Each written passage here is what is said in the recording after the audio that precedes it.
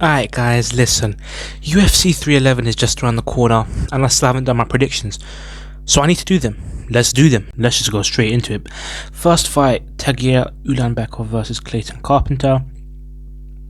I think for this one I would go with Tagir Ulanbekov just because, look, he got 15-2 record and we have seen holes in his game before, not recently, over 2 years ago now. Almost 3 years ago, he fought Tim Elliott and he got taken down and he just lost the fight, overall unanimous decision.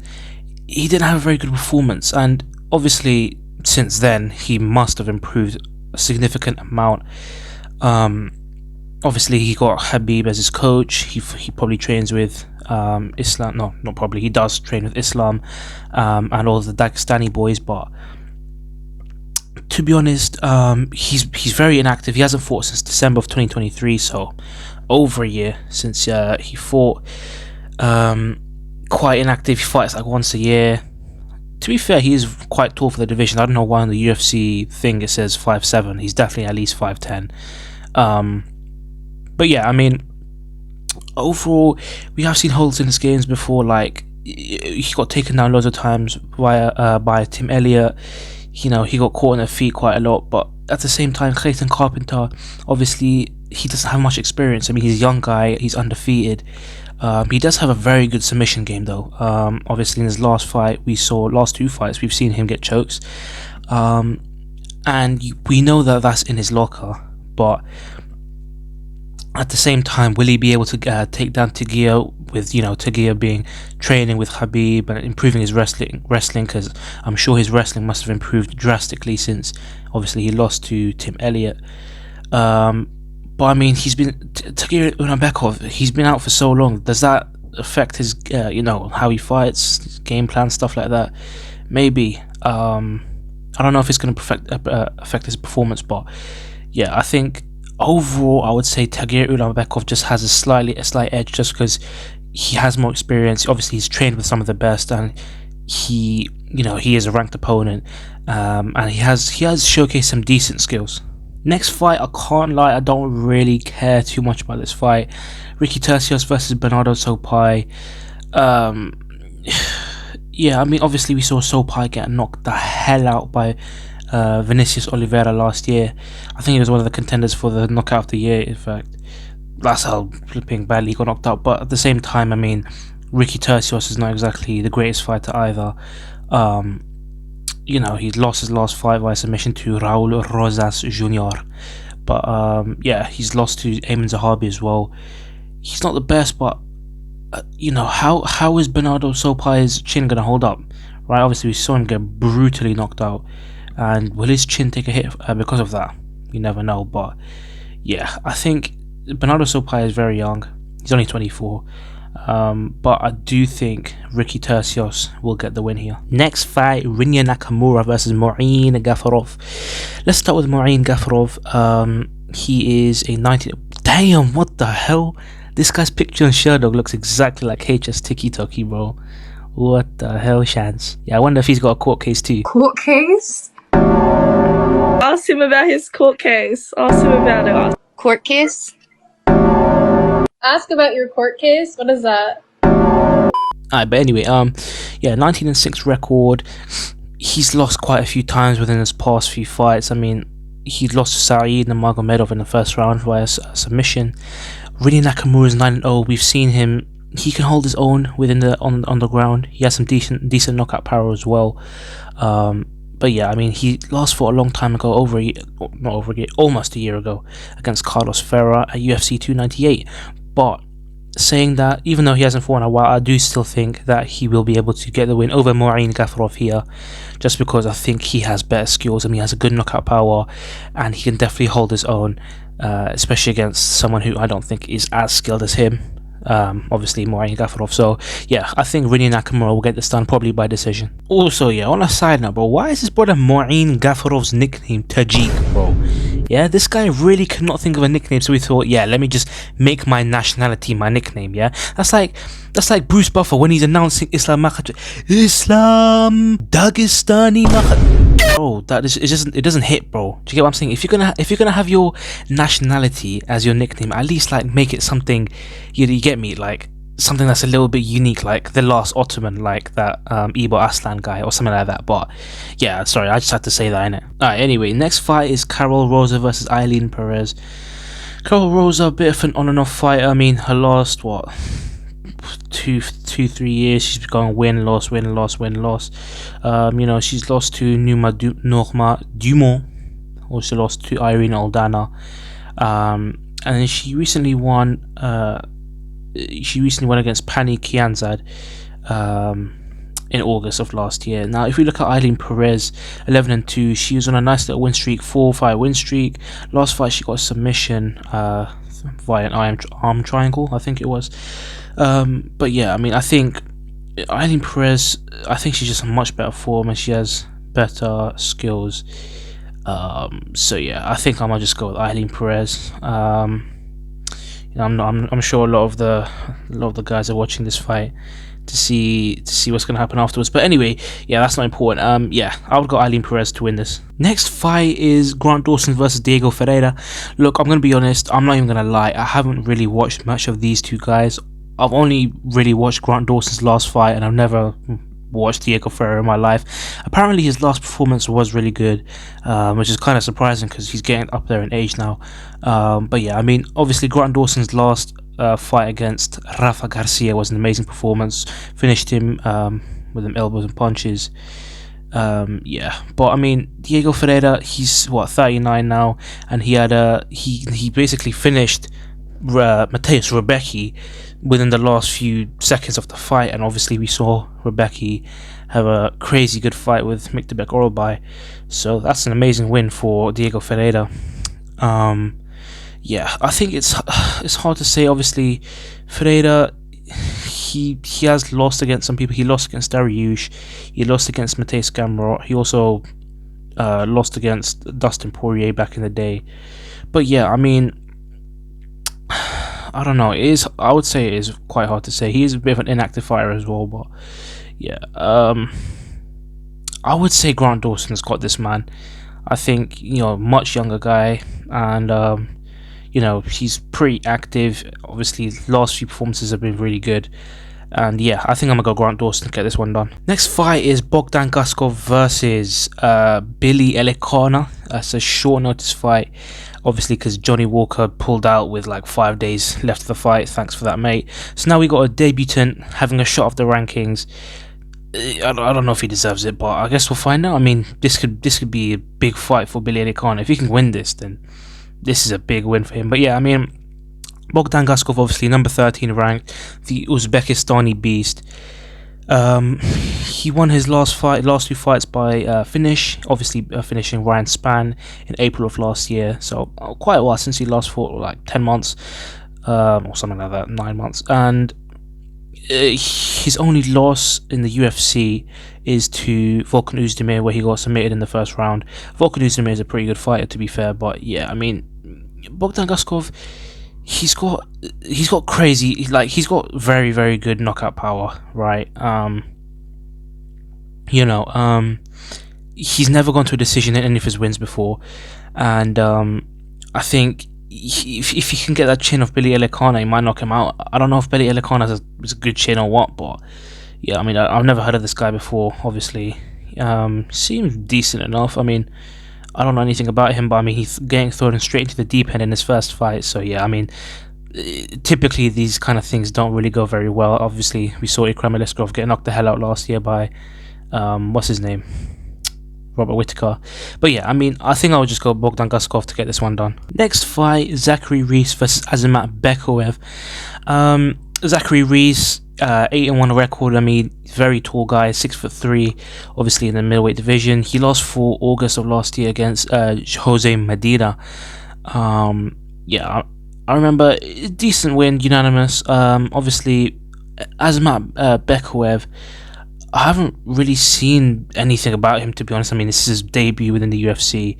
But yeah, I mean, he looks pretty decent. I mean, he was a champion in this other, whatever hell underground little MMA promotion he was in, but clearly he was a champion there, or he got a belt there or something. Yeah, I think he's a younger guy. I think he's younger, isn't he? Yeah, he's 1 year younger, but I mean, so what? I mean, yeah, Zachary Reese will have definitely the height, and I'm guessing the reach advantage as well. Let me check that. Yeah, it doesn't show the stats on the UFC website because this is Asmat Bekowev's debut. But yeah, I mean, he's Asmat Bekowev. He's got 18-3 record, by the way. He's on a decent win streak, including Dylan Budka. That's a decent win. I mean, Dylan Budka fights in the UFC, I'm pretty sure. Yeah, I mean, Dylan Budka's not that good, but yeah. Anyway, I can't lie. I would probably say Asmat Bekowev for the win. Actually, I don't know. This is hard. I haven't really thought about this. Yeah, you know what? Why not? Let's go for Asmat Bekowev to get the win here, probably just by decision. Next fight, I think this is one of the easier ones for me to predict. Jelton Almeida versus Sergey Spivak. I think it'll be an easy win for Jelton Almeida, to be honest. I might be a bit biased because he's one of my favorite heavyweights, but I mean, he has good, like, we've seen his wrestling. It can definitely put up with some of the best in the division. Obviously, last fight he just dismantled Romanov in the first round, easy. But I mean, Alexander Romanov's not even in the UFC, I'm pretty sure, because he's so bad. But yeah, I mean, obviously he has some questionable decisions. I mean, obviously in the Curtis Blades fight at UFC 299, he got finished. Even though he was pretty much winning that fight until that point, he just made a stupid decision and he just let himself get into a position where Curtis Blades just rained down some elbows on him and he basically just got knocked out. But yeah, I mean, but I mean, he still has some very decent wins. He has a win over Jairzinho Rozenstruik, first round submission, and he also has a win over Derek Lewis, 5 rounds, because we've seen him go 5 rounds before, so we know he has a gas tank. Very athletic for a heavyweight, 6'4". Yeah, I mean, very athletic guy, and I would say he gets an easy win over Sergey Spivak here. So yeah. Next fight, Peyton Talbot versus Raoni Barcelos, sorry. Yeah, I think this is an easy win for Peyton Talbot. Look, low-key, I am a D1 Peyton Talbot hater, but I mean, I don't think he's really gonna get tested against Raoni Barcelos. Peyton Talbot, one of the most, popular prospects from the UFC, 9-0 record.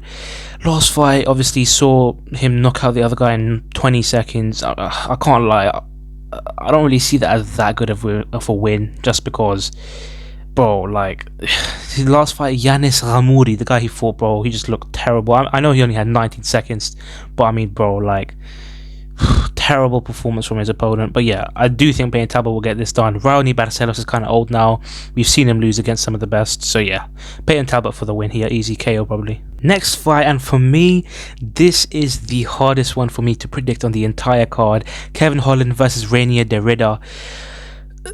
Bro, I've watched some of these guys' fights. One thing I've noticed, they're both very, very tall. Obviously, Kevin Holland 6'3", Rainier Derrida 6'4". Apparently, I don't know if he is actually 6'4", but yeah. Kevin Holland has some crazy reach, 81-inch reach. That's more than most heavyweights, bro, which is insane. But yeah, I mean, obviously Rainier Derrida, he got big because he was a double champ in one championship. He came over to the UFC and he basically had a fight with Gerald Mearsheirt, and yeah, he did not exactly have the best performance. I'll be so real, like, he did not look good at all. The only reason why he won and got the submission is just because, I mean, Gerald Mearsheirt is not exactly the best opponent, is he? Like, he completely gassed out, and he didn't really have any good, like, resistance. Do you get what I'm saying? He just allowed Rainier Derrida to control the fight, because I don't know, but Gerald Mearsheirt definitely did get some punches in there. It shows Rainier Derrida has some lacking defense. Rainier Derrida got easy takedown. People say like he got the takedowns, but like, bro, Gerald Mearsheirt wasn't even trying to stay up. Like, he was just willingly just getting taken down by Rainier Derrida. So I don't know how much I can count this fight. Obviously, He was a double champ at 1FC, but I mean, we've seen him get in 2022 and 2024. We've seen him get finished by Anatoly Malikhin. So yeah, I mean, we've seen him lose before for sure. But yeah, I mean, Kevin Holland, this guy is so hit and miss, man. 26-12 record. Obviously, he lost his last fight via TKO injury against Roman Dolidze. But I mean, obviously, we saw him get the submission over Mikhail Oleksiejczuk. He lost to Michael Pitt. He's fought everyone. You get what I'm saying? These guys fought every single person there is to fight. Okay, or not obviously not everyone, but most people. He's a veteran within the UFC, of course. But yeah, he does have a lot of lacking. Like he's just like a overall well-rounded. He's very well-rounded, but he doesn't excel in anything. Do you get what I'm saying? Obviously, we saw him get knocked down by Mikhail Oleksiejczuk. Even though he did go on to win that fight, he did still get knocked down.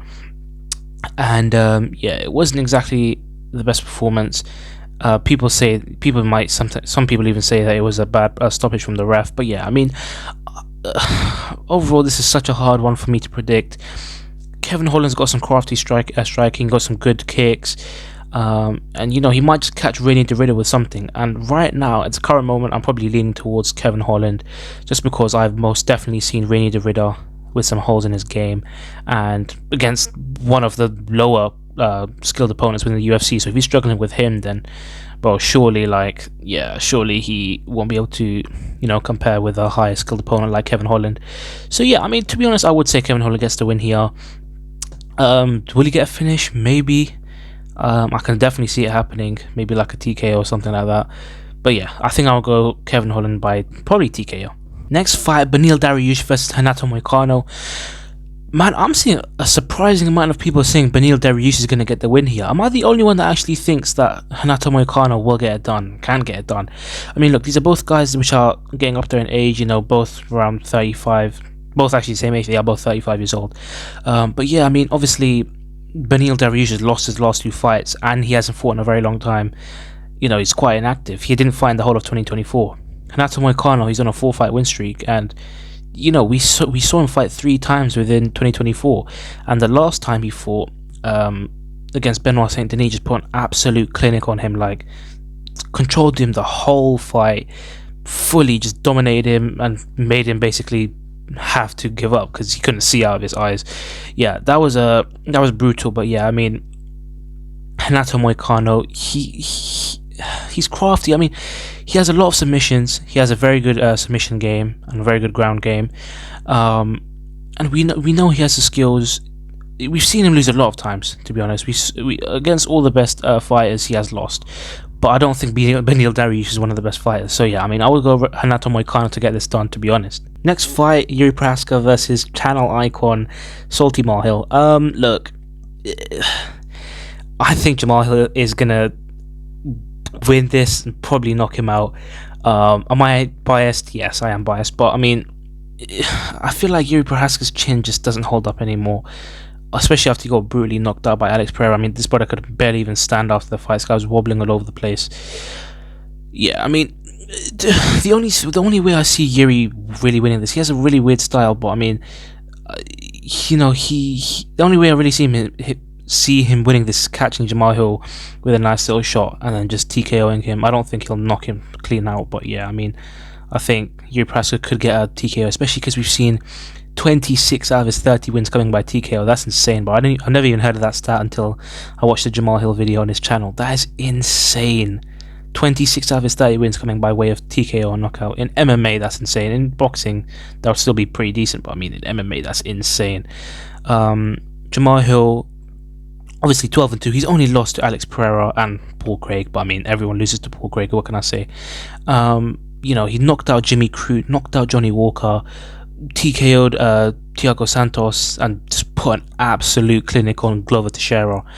I do think people are kind of underestimating him just because he had a bad performance against Alex Pereira. Doesn't mean that he's a bad fighter. Do you get what I'm saying? Everyone gets dominated by Alex Pereira. Yeah, I think it will be sweet dreams for Yuri Prochazka. Yeah, I think Jamal Hill's got this, and I hope he wins. He's one of my favorite fighters, I can't lie. Also, bro, on a side note, how the hell has Jamal Hill got this type of build as a 6'4" light heavyweight? Do you get what I'm saying? Oh hell no! Like, Yuri Prohaska's literally shorter than him, and he's like ripped. Yeah, I don't understand how this is actually possible that you're 6'4" and you look like that. Yeah, you have a bit of a dodgy physique, but you're 205 pounds. Do you get what I'm saying? Like, normally, like, them brothers are kind of skinny. Like, if he was like 5'10", 5'11", he had that physique, fair enough, that would make sense. But I mean, 6'4", like, is it like not like distributed around his body, innit? I don't know. It's kind of some weird physics or whatever. But yeah, I mean, I just had to say that. I was thinking about it earlier. It's kind of weird that he's got a goofy physique for someone that's 6'4". He's the same height as Alex Pereira, bro. It's kind of weird, I don't know. And now the co-main event. These last two fights are absolutely stacked. Merab Dvalishvili versus Umar Nurmagomedov. Yeah, just had to say that in the little Russian pronunciation, just so that, you know, just to practice. Anyway, listen. Merab Dvalishvili. Okay, this is a very hard one to call. Obviously, Umar Nurmagomedov undefeated, never lost a fight, and of course, isn't Nurmagomedov. I would probably pick Umar Nurmagomedov to win this one. First of all, I learned my lesson to never pick against Nurmagomedov. I picked Corey Sandhagen to win against him, and obviously Corey Sandhagen got beat pretty comfortably by Umar Nurmagomedov.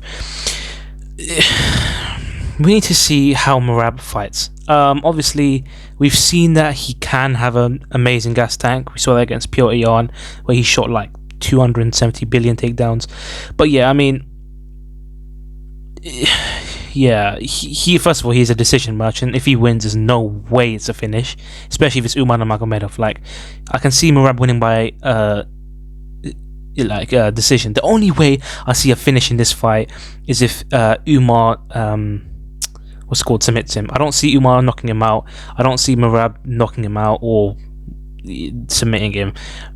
Yeah, it's kind of crazy that Merab only has one career submission out of his 18 wins, even though he's such a wrestling heavy fighter. Obviously, we've seen how great he has good wrestling. You have to admit that. But at the same time, it's Umar Nurmagomedov, bro. Like, we've never really seen him get tested in the wrestling department. Obviously, he probably has some slick takedown defense, and obviously he has first of all, he has very good speed, and second of all, he has very good striking, as we saw from Corey Sandhagen, which were some question marks that, you know, people had about Umar Nurmagomedov beforehand. We've seen him obviously fight for 5 rounds against Corey Sandhagen. It went to a unanimous decision against one of the best fighters in the division, obviously Corey Sandhagen. Yeah, I think I'm gonna have to go with Umar Nurmagomedov for this one, just because I think he's a bit quicker. He's a bit he has a higher fight IQ, and I feel like he can finish a fight as well. Do I think he will? No, but I mean, he might be able to latch up a little submission. You never know. Merab's the type of guy to not tap, but I mean, yeah, I would say Umar Nurmagomedov gets this one done, to be honest, by decision. And finally, the main event, Islam Makhachev versus Arman Tsarukyan. Bro, this card is so stacked, man. I hope none of these flipping fights get cancelled last minute, bro. Otherwise, it's gonna be bad, because, you know, these are some good fights. But anyway, main event, of course. Look, I think Arman Tsarukyan will be one of the toughest challenges for Islam Makhachev. Saying that, I do think Islam Makhachev will win. I just think, first of all, the people he's been training with, of course, in the Dagestan mountains, brother, with Habib, obviously all the guys. He's been having some good training, and obviously he has a good coach. Second of all, I think he kind of, it seems like he wants it more. Do you get what I'm saying? If you look at these Arman Tsarukyan interviews, he's always like, oh yeah, I just do this for fun, blah blah blah. And obviously we have seen him lose before, like in an actual, obviously we've seen Islam Makhachev lose, but he just got caught by a punch. I mean, he was probably going to win that fight if he didn't get caught, but I mean, a loss is a loss. But I mean, Arman Tsarukyan, we've seen him go 5 rounds and lose the fight. Do you get what I'm saying? We've seen him lose before to Gamrot, of course. Yeah, I mean, I think Arman Tsarukyan, first of all, he's way more flexible. Like, Arman Tsarukyan's got some crazy flexibility, but I don't think that I don't think that will save him in this fight. Yeah, I would have to say Islam Makhachev gets this done, because he's just so well rounded. He can wrestle. We saw in the Dustin Poirier fight, he has some decent striking. not amazing. Like he can still get caught, but I mean, I would say Islam Makhachev's striking is much better than Arman. Not much better, but is better than Arman Sarukian's. Obviously, we saw Arman Sarukian fight Charles Oliveira in his last fight. Decent performance. I mean, he didn't dominate him. Almost got choked out 2 or 3 times, and he got saved by the bell in one of the rounds. But yeah, I mean, Arman Sarukian, I don't know. I feel like I can definitely see him winning. Right, he has some good wrestling, very good KO power. Like, I would say he probably has. Does he have? No. I would say Makhachev probably has better KO power, to be honest. But yeah, I mean, I don't know. I think they have similar KO powers. They don't exactly get many KOs, but I mean, yeah, like they have it there. Like, it's an option if they need it. But I mean, I think this will be kind of a grappling kind of thing. Let's see who has the better grappling, I guess. But I mean, if they both stand and trade, I do think Islam Makhachev would win this. And I think wrestling, Islam Makhachev wins this as well. I don't think he can really get held down that much. He definitely has some like sneaky ways of getting out and stuff like that. I don't think he'll get choked. And yeah, I mean, to be honest, we've never actually seen, like, here's the thing, yeah, with these Dagestani brothers, we can never test how good these guys' takedown defense and submission defense is, because it's never been a threat to them. To be fair, Arman Sarukian does pose that threat, but I mean, will he be able to get into that position, you know, for a submission, for a takedown? I don't know. I don't think so. I do think he will take Islam Makhachev down, but I don't think he will win the fight, to be honest. Obviously, it's over 5 rounds. I think the chances of Islam Makhachev winning at least 3 of the rounds is very, very high. Not very, very high, quite high. I guess we're just gonna have to see how they turn up on the day. Yeah, I would say Islam Makhachev wins this one. Yeah, I mean, I'm not really gonna bet against Islam Makhachev. He's just so good. Obviously, pound for pound number 1. That's for a reason. I mean, he's so good. He's knocked out Volkanovski, finished Charles Oliveira, finished DP in his last fight. Yeah, I would go Islam Makhachev to get this one done. By a finish, I can definitely see a finish happening. Maybe a submission from Islam Makhachev, but I would probably just say a decision here. But yeah, I would definitely say Islam Makhachev gets the job done here. So there you go. Those are my predictions for UFC 311. Obviously coming up in a few days. Yeah, you guys let me know in the comment section down below if you agree, disagree, why you disagree, why you agree. And yeah, I'll see you guys next time. Make sure you to share, by the way, share the video, like, comment, subscribe, all that stuff, obviously. And yeah, I'll see you guys next time. Safe.